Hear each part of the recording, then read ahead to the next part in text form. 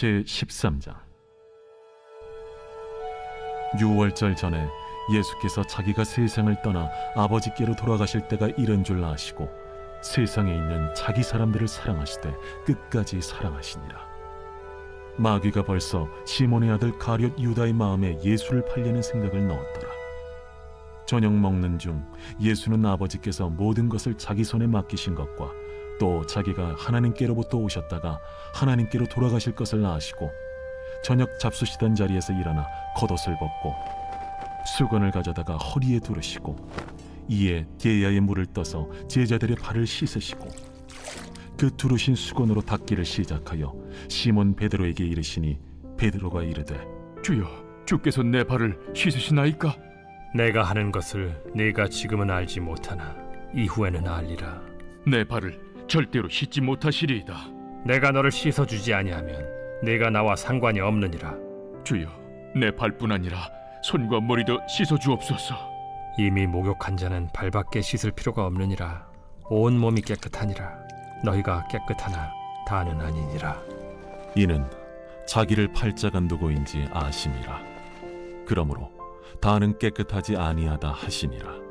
그들의 발을 씻으신 후에 옷을 입으시고 다시 앉아 그들에게 이르시되 내가 너희에게 행한 것을 너희가 아느냐? 너희가 나를 선생이라 또는 주라 하니 너희 말이 옳도다. 내가 그러하다.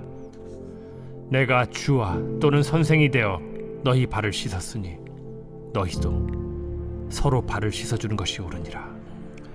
내가 너희에게 행한 것 같이 너희도 행하게 하려 하여 본을 보였노라.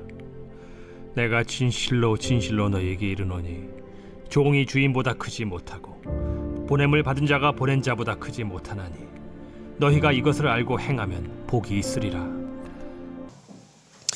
할렐루야. 오늘도 주 앞에 나오신 여러분들을 주의 이름으로 환영합니다. 우리 온라인으로 예배하시는 분들에게도 하나님의 크신 은총 함께 하시기를 축복합니다. 어려운 시국 속에서도 여러분들의 마음이 예배를 통해 평안하시기를 바랍니다. 조금 더 사모하는 마음으로 다가오셔서 목 놓아 찬양하고 여러분들의 영혼이 새 힘을 얻기를 바랍니다. 대한민국 대통령은 불행합니다. 왜들 그리 대통령이 되고 싶어 하는지 저는 도무지 이해할 수가 없습니다. 화려하게 올라갔다가 처절하게 내려옵니다. 대체로 그렇습니다. 나는 다를 것이라고 자신하며 오르시지만 어김없이 비슷한 처지가 되어 내려옵니다. 현직 대통령은 물론이고 지난 대통령들도 그랬습니다. 한 분은 자신의 삶을 산 아래로 던져야 했고 대개는 옥고를 치르시고 대통령직을 박탈당하고 사형과 무기징역을 받기도 했습니다. 대한민국은 국가의 최고 지도자를 세 차례나 탄핵한 전대미문의 국가입니다. 언제쯤 보수와 진보를 아우르는 링컨, 케네디 같은 국민적 존경을 받는 대통령을 가질 수 있을까요? 민심이 천심이라고 했습니까? 하나님이 국민들의 마음을 움직여 대통령을 심판한 것일지도 모르겠습니다. 성난 민심을 하나님의 분노로 생각해도 전혀 이상하지는 않습니다. 하지만 다수의 결정이 하나님의 뜻이 분명합니까? 대체로는 그렇습니다. 신학자 칼빈은 다수 의견에 하나님의 뜻이 있는 것으로 보아야 한다고 했습니다. 인간이 비록 죄로 말미암아 타락하였지만 여전히 선한 양심이 남아 있으므로 종다수의 결정을 하나님의 뜻으로 보는 것이 타당하다고 하였습니다. 그러나 항상 그런 것은 아닙니다. 칼빈 역시 그와 같은 맹점을 명확히 이해하고 있었습니다. 성경에는 종다수의 실패와 실수가 부지기수로 기록되어 있습니다. 예수님을 십자가에 못 박은 것은 성난 군중들이었습니다. 광야 이스라엘 백성들의 원망은 지도자 모세는 물론 하나님의 마음을 상하게 하는 것이었습니다. 그러나 하나님은 놀랍도록 지혜로우셔서 인간은 물론 성난 군중의 실수까지 충분히 고려하셔서 인간 세계를 경영하십니다. 성경에 이스라엘 백성의 죄악이 극심해서 하나님이 다윗의 마음을 격동케 하신 사건이 있습니다. 사무엘하 24장 1절이죠. 여호와께서 다시 이스라엘을 향하여 진노하사 그들을 치시려고 다윗을 격통시키사 가서 이스라엘과 유다의 인구를 조사하라 하신지라. 물론 마음을 다스리지 못한 지도자 다윗의 잘못이 엄중합니다. 그럼에도 사건의 본질은 이스라엘 백성들의 죄악에 있음을 놓치지 말아야 합니다. 이 사무엘하 24장 1절은 여호와께서 다시 이스라엘을 향하여 진노하셨다고 다시라는 단어를 주목하고 계신 것이죠. 이스라엘 백성들에 대하여 하나님은 충분히 화가 나신 상태셨던 것입니다. 백성의 죄가 지도자의 잘못으로 이어진 것입니다. 대통령만 손가락질하면 끝인가요? 그게 당연해 라고 여러분 그렇게 장담하실 수 있습니까? 정말 여러분들은 정당하십니까? 그럼 여러분께 물어볼게요.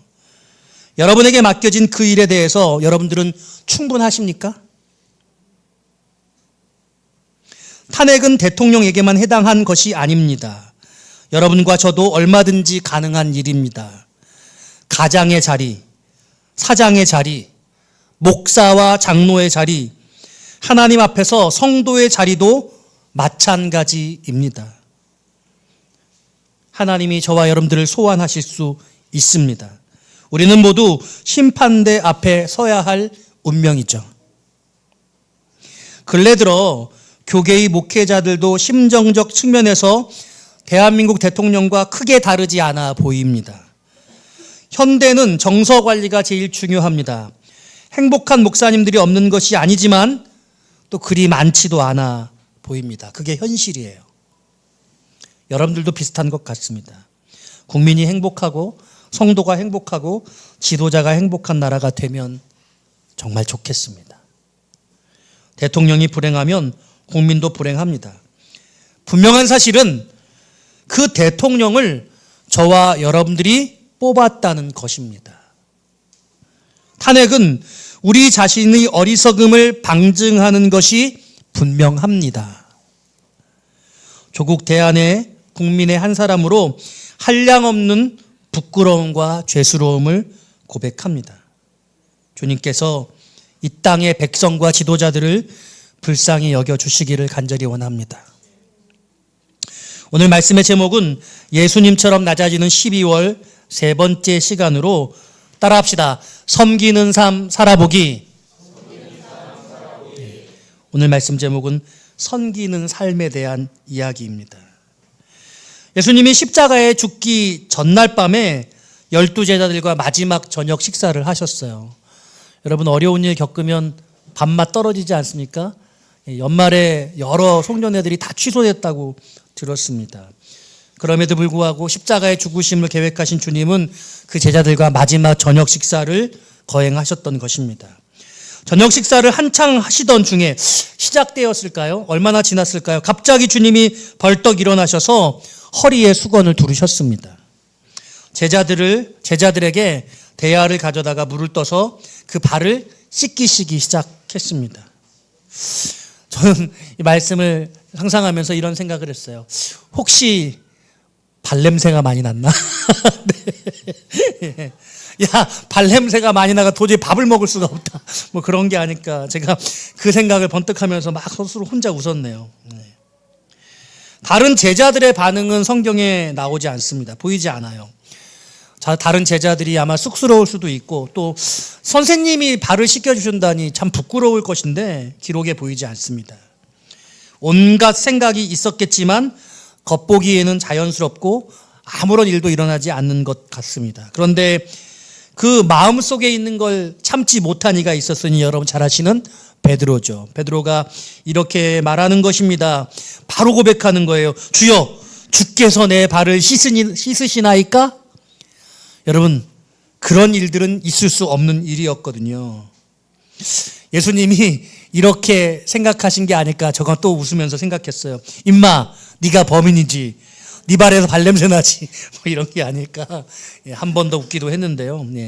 저는 그냥 상상입니다. 웃자고 하는 얘기예요. 예수님이 대답하셨어요. 내가 하는 것을 네가 지금은 알지 못하나 이후에 나중에 알게 될 거야. 때때로 우리는 살면서 지금 내 삶 가운데 어떤 일이 일어나는지 다 모릅니다. 지금 일어나는 일은 시간이 흘러야만 깨닫게 되죠. 지금 일어나는 일을 지금 아시는 여러분 되시기를 축복합니다. 지혜로운 사람이 되어야 돼요. 예수님이 이런 말씀을 하시니까요. 다시 베드로가 말합니다. 절대 안 됩니다. 주님, 불가능해요. 안 됩니다. 그러니까 주님이 다시 말씀하세요. 내가 너를 씻어주지 않으면 너랑 나랑 아무 상관이 없다. 그러니까 다시 베드로가 폭주하죠. 그래요? 저 주님이랑 깊이 상관하기를 원하니까 제 머리도 씻어주고 제 손도 씻어주세요. 베드로는 들쭉날쭉합니다. 내 발뿐 아니라 손과 머리도 씻어 주옵소서. 주님이 뭐라고 말씀하십니까? 다 씻을 필요는 없고 발만 씻어주면 된다, 이렇게 말씀하셨죠. 주님께서 발을 씻으신 후에 여러 말씀을 하셨는데 저는 오늘 그 발을 씻기신 후에 하신 말씀을 가지고 여러분과 함께 세 가지로 은혜를 나누고 싶습니다. 이른바 섬김은 이렇게 하는 것이다. 첫 번째로 묵상할 것은요, 발을 씻겨주신 의미를 깊이 생각해 보아야 합니다. 주님께서 제자들의 발을 씻겨주신 의미가 무엇이냐? 제가 생각해 봤어요. 여러분, 하루에 발 몇 번 씻으세요? 아침에 나갈 때 씻으세요?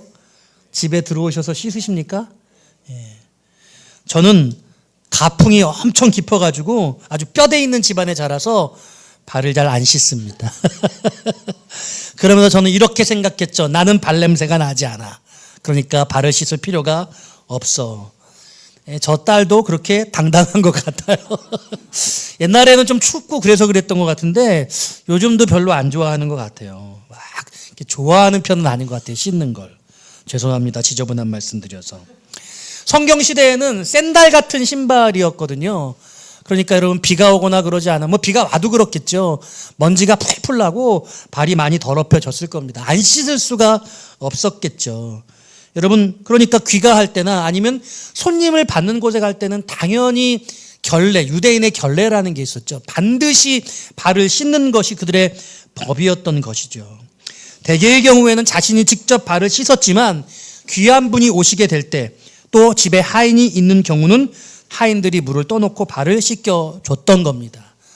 그러니까요, 유대인의 율법 가운데 스승님이 발을 씻겨준다는 것은 상상조차 할 수 없었던 것이고, 심지어는 종들 중에도 유대인의 종들은 발 씻는 일을 하지 않았습니다.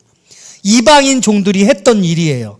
그러니까 종들도 서열이 있는데 종들 가운데서도 가장 미천한 종이 그 발을 씻겨줬던 것이죠. 그런데 지금 예수님이 밥 먹다 말고 발을 씻겨주신다고 말씀하시는 것입니다. 여러분, 누가 발 씻어주신 적 있으세요? 저는 있더라고요. 해외여행 가니까, 그 태국에 가니까 발 마사지 할 때 샥 발을 씻겨주더라고요. 전 좀 민망해요. 왜냐하면 제 발에 불치병이 있거든요.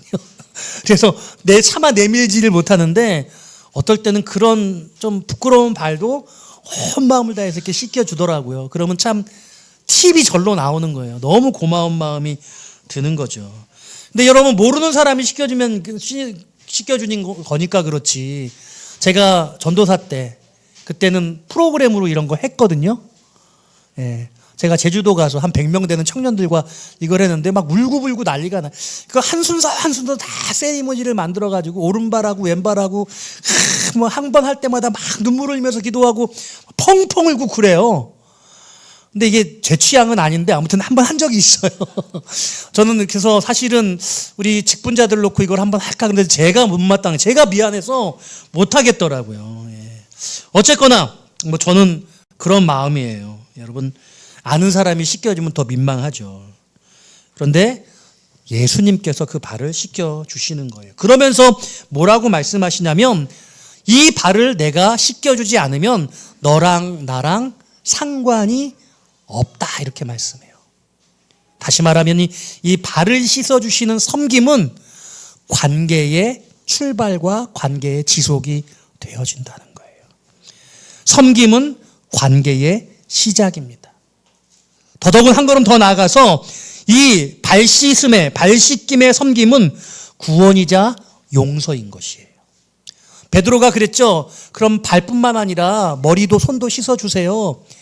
야, 목욕한 사람은 다시 목욕할 필요 없어.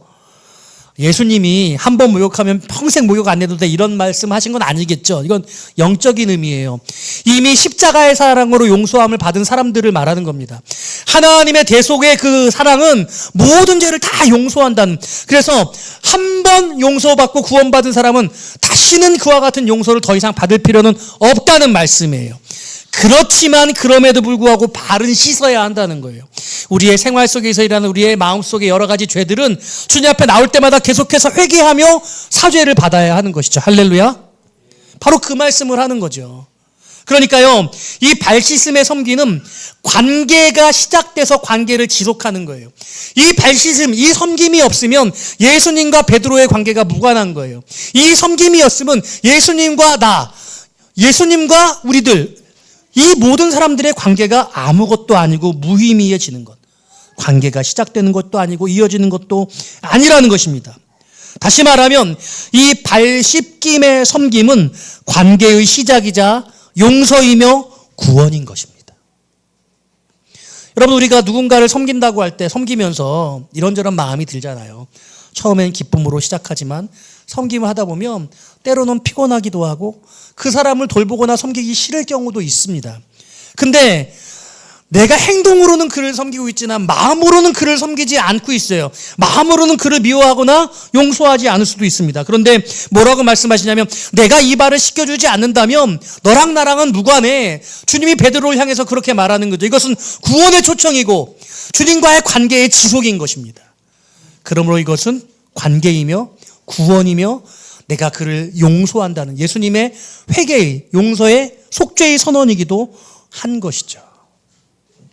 사랑하는 여러분, 우리는 섬김을 통해 그들을 용서하고 그들과의 관계를 만들어 나가는 것이다.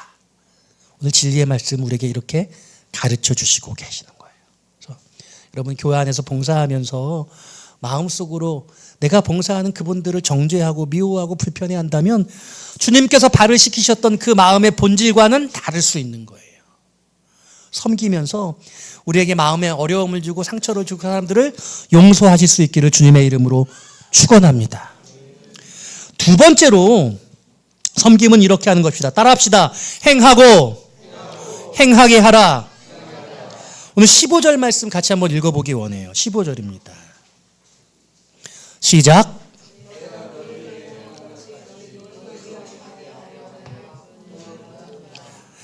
내가 너희에게 행한 것 같이 너희도 행하게 하여 본을 보였노라. 행한 것 같이 행하게 하려 한다. 주님이 그렇게 말씀하고 있습니다. 그러니까 행하고 행하게 하라. 다시 말하면요, 섬김의 본은 me first, you second, others third예요. 내가 제일 먼저, 그리고 당신이 나 다음에, 그리고 그 밖의 사람들은 당신이.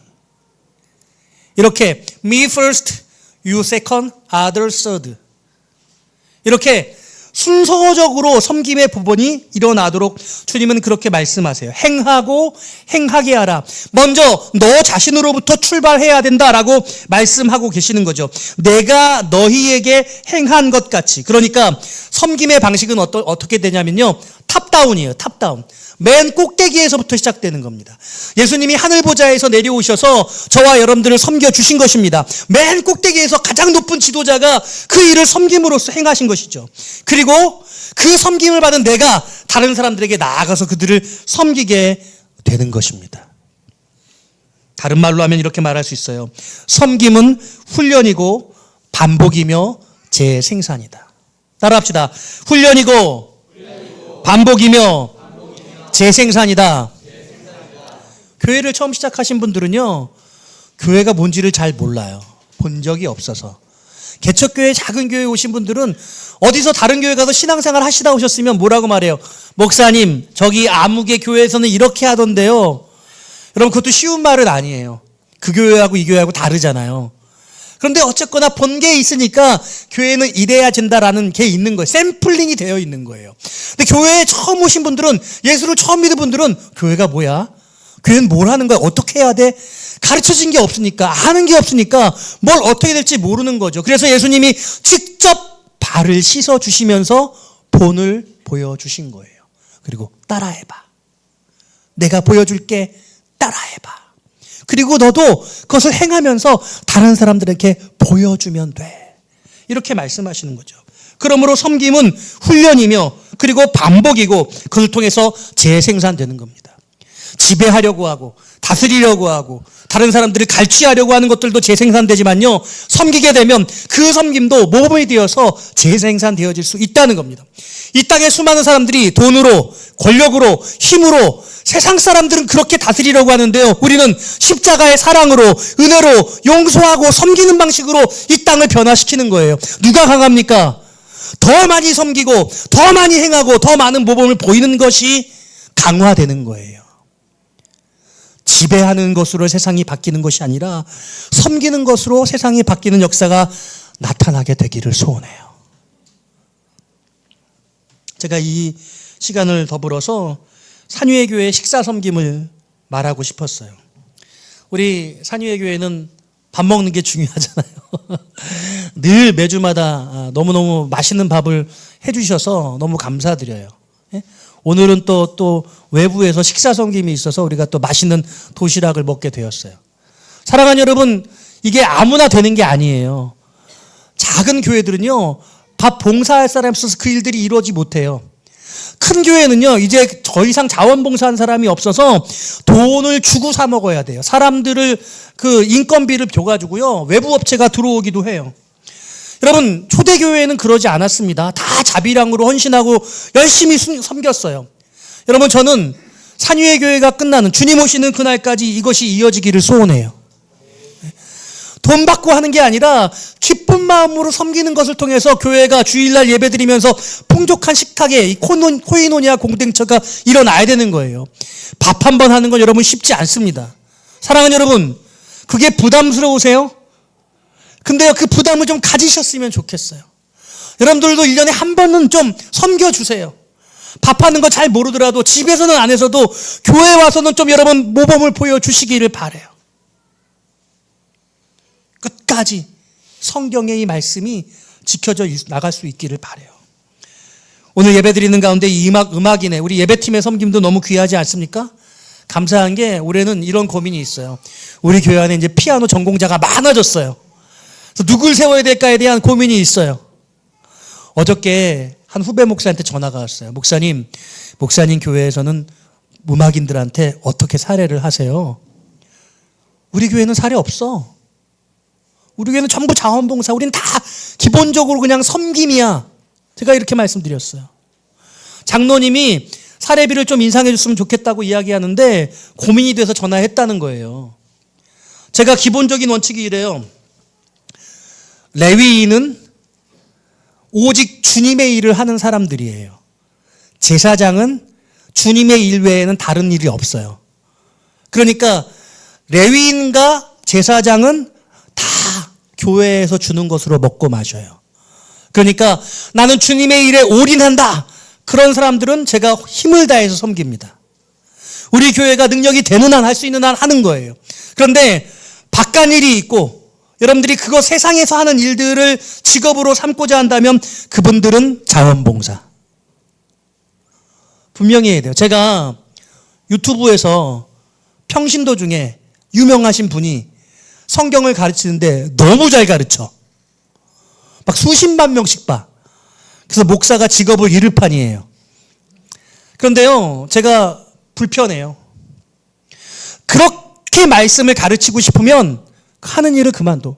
평신도도 복음 전할 수 있어요. 성경 이야기할 수 있어요. 그런데 그렇게 그 일이 하고 싶으면 그 일을 전업해 그냥 다른 일 정리하고 주의 종의 길을 가면 되는 거예요. 그런데 왜 그러는 거예요? 왜? 뭐 때문에? 잘 나가잖아요. 다른 일, 세상에서 물론 그 일도 주님의 일이지만 그 일로 성공했잖아요. 왜 말씀을 가르치려고 하는 거예요? 저는 묻고 싶어요. 잘못하면 하나님의 말씀이 혼탁해질 수 있어요. 부르심이 분명한 방향으로 가야 되는 거예요. 음악인들, 우리 교회들 자녀들 양육할 때는 얼마든지 장학금 줄 수 있어요. 그런데 세상에서 일을 하는 분들은 교회에서는 자비량으로 하십시오. 그게 맞아요. 만일 도움이 필요하면 그건 구제가 나가야 되는 거겠죠. 저는 이게 성경의 원리라고 생각해요. 오늘날은 목회자들이, 교우들이 믿음의 고백으로 11조를 해서 그 11조의 고백으로 사례비를 받아서 먹고 살아야 되는데 그러지 못해서 세컨잡을 갖잖아요. 전업을 못해요. 주의 일에 전력을 못해요. 그러니까 이중직이라는 것에 대한 논의가 있고 갈등이 있습니다. 아쉽지만 저도 자비량 사역을 한 적이 있으니 충분히 그럴 수 있어요. 주의 종은 원래 그렇게 사는 거예요. 교회에서 사례가 부족하면 어디 가서라도 일을 해서라도 살죠. 그래서 여러분들은 평신도라면 그렇게 하지 마시기를 바라는 거예요. 왜냐하면 우리의 영적 정체성은 온전히 구원받은 믿음의 백성으로 우리의 섬김의 삶이 우리의 가장 본질이 돼야 되기 때문에 이게 사례인지 이게 섬김인지 그게 불분명해지는 순간 우리의 신앙이 흔들릴 수 있어요. 이해되시죠? 우리 산위의 교회에서는 이 성경의 정신이 지켜져 나갈 수 있기를 기대해요. 다시 말씀드립니다. 행하고 행하게 하라. 여러분 다른 사람 아무리 욕하는데 내가 섬기지 않으면 내가 헌신하지 않으면 그 사람들이 욕할 자격이 없는 거예요. 주님은 분명히 말씀해서 네가 먼저 헌신해. 네가 먼저 섬겨. 먼저 너로부터 출발돼야 돼. 주님이 몸소 본을 보여주시면서 그렇게 말씀하셨어요. 그러므로 me first, you second, others third. 탑다운의 방식으로 나로 먼저부터 시작돼야 되는 이 섬김의 원리를 여러분들이 지켜나가실 수 있기를 부탁드립니다. 세 번째로 섬김은 이렇게 하는 것입니다. 따라합시다. 서로 씻어주어야 한다. 14절 말씀 읽어보기 원해요. 14절입니다. 시작.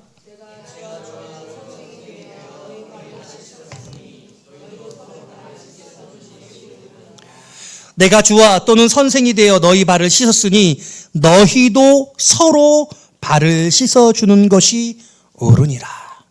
오늘 본문에서는 주님만 제자들의 발을 씻어주셨지만 이 가르침을 주실 때에는 서로 발을 씻어주라고 명령하셨습니다. 사랑하는 여러분, 누군가가 여러분들을 섬길 때 그 섬김을 당연하게 여기지 마십시오. 누군가 여러분들을 서비스하고 여러분들에게 좋은 것들을 주고 무엇인가를 제공했을 때 여러분 그것을 귀히 여기시기를 바랍니다. 당신이 돌봄을 받으셨다면 당신도 그분을 섬기셔야 합니다. 받기만 하지 말라는 거예요. 그분은 부자니까 그래도 돼. 그분은 건강하시니까 그래도 돼. 그분은 시간이 많으니까 그럴 수 있어. 나는 바쁘잖아. 나는 형편이 어렵잖아. 나는 아프잖아. 여러분 그렇지 않아요. 그렇지 않습니다. 제가 내년에 노회장이 되잖아요. 제가 원하지 않았어요. 왜냐하면 저는 그 일에 저에게 충분하지 않다고 생각했기 때문에 그래요. 왜냐하면 100개 되는 교회가 있어요. 그 교회의 모든 경조사, 애경사를 다 다녀야 돼요. 목사님, 사모님, 자제가 결혼한다거나 아니면 누가 돌아가신다거나 그럼 다 돌봐야 되거든요.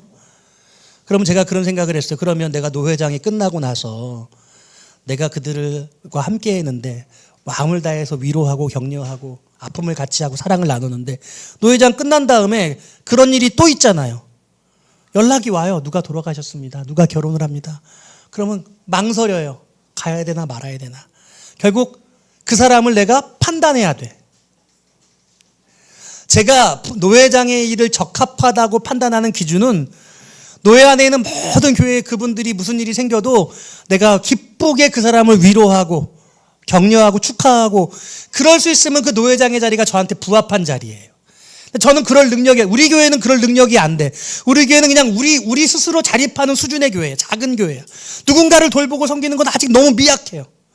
그들을 다 돌볼 수가 없어. 전 부합하지 않다고 생각해요.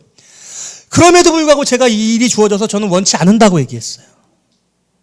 그러나 하나님이 이 일을 감당하라고 말씀하셨고, 제 일을 순종함에 있어서 어떤 마음을 가졌냐면, 비록 내가 물질적으로는 유능하지 않지만 그들을 다 섬기고 돌볼 수 있을 만한 그럴 만한 상황은 아니지만 그래도 내 진심은 그들에게 전할 수 있지 않을까?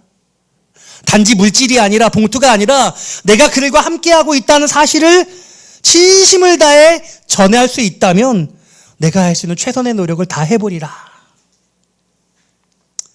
제가 이런 말씀을 드리는 이유는요, 우리는 늘 우리 자신이 스스로 부족하고 연약하다고 생각하기 때문에 그래요. 오늘 주님은 분명하게 말씀하시기를 서로 발을 씻어주는 것이 옳다, 그게 마땅하다, 이렇게 가르쳐 주셨다는 거예요. 성경에 다른 말씀도 있습니다. 사랑은 흘려보내는 것이다. 거저 받았으니 거저 주어라. 누군가를 돌보고 섬길 때 돌려보낼, 다시 받을, 뭔가 내게 다시 돌아올 것을 기대하지 않는 게 성경적 진리죠. 맞아요. 내가 어떤 사람들을 섬기면서 되돌아오는 것을 바라는 의미는 아니에요. 그렇지만 내가 베푸는 입장에서는 그래요. 베푸는 입장에서는 돌려받지 않을 거예요. 않을 생각을 하는 거예요. 그런데 돌봄을 받고 섬김을 받았을 때는 내가 마땅히 뭔가 갚아주고자 하는 마음을 가져야 한다는 거예요. 베푸는 사람의 입장과 돌봄을 받는 사람의 입장을 주님은 다 말씀하셨어요. 베풀 때는 돌아오지 않아도, 누군가 나에게 그렇게 보답하지 않아도 괜찮다는 거예요. 그렇지만 돌봄을 받았다면, 섬김을 받았다면 마땅히 서로 그렇게 해 주어야 된다고 성경의 말씀이, 주었으니까 나도 주고 받았으니까 나도, 그게 아니라는 거예요. 줄 때는 돌려받지 않아도 된다고 생각하고 받을 때는 꼭 갚아주라고 말씀하고 있는 거죠. 서로 씻어주라는 의미는 바로 그런 뜻이에요. 진리의 말씀 너무 어렵죠. 맞아요, 여러분. 그렇게 말씀은 어렵습니다. 말씀을 정리할게요. 오늘 이 말씀을 깊이 묵상하면서 저는 이와 같은 깨달음을 얻었어요. 지금 주님이 12제자들의 발을 씻겨주셨는데, 지금 주님은 12제자들의 발만 씻겨주신 것이 아니고 오늘 저와 여러분들의 발도 씻겨주셨다. 할렐루야. 주님은 오늘 이 사건 속에서 어떻게 우리들의 발을 씻겨주셨어요?